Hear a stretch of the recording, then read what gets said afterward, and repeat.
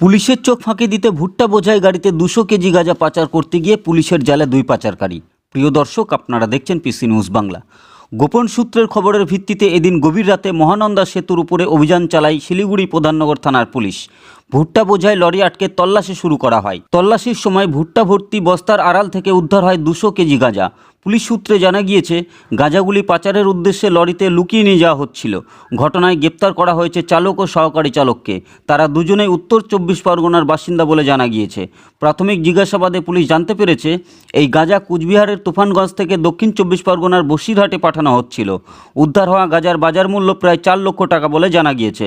ধৃতদের শিলিগুড়ি আদালতে পেশ করা হবে। Bureau report, PC news Bangla. তল্লাশি চালিয়ে 2 কুইন্টাল 2 কেজি 202 কেজি মতো নয়, 202 কেজি গাঁজা। আচ্ছা, ট্রাকটি কোথা থেকে কোথায় যাচ্ছিল এবং কতজন গ্রেপ্তার? ট্রাকটি ড্রাইভার যে সেই হলো মালিক মেনলি, আর তার হেল্পার আছে 2 জন। তাদের কথা অনুযায়ী এটা নিশিগঞ্জের কাছে কুচবিহারের কোনো জায়গা থেকে লোড হয়েছে। আকরার হাট বলে জায়গায়, তার আশপাশে কোনো জায়গা থেকে যাওয়ার কথা ছিল এটা বসিরহাট। কতজনকে গ্রেপ্তার করেছে? 2 জন। কোয়ান্টিটি কত আছে? 2 কুইন্টাল 2 কেজি। এটা কি গোপন সূত্রের খবরে? হ্যাঁ, খবর ছিল, তারপর সেই অনুযায়ী চলছিল। তারপর আমাদের নাকা লাগিয়ে দিই, নাকাতে আলটিমেটলি। এইভাবে চিকেন নেককে ব্যবহার করে দীর্ঘদিন ধরে এইভাবে কোথাও গরু পাচার, কোথাও গাঁজা পাচার চলছে। এটা কি এরা সেফ করিডোর বানিয়ে না, নিয়েছে? আমি আর বিস্তারিত বলতে চাই না।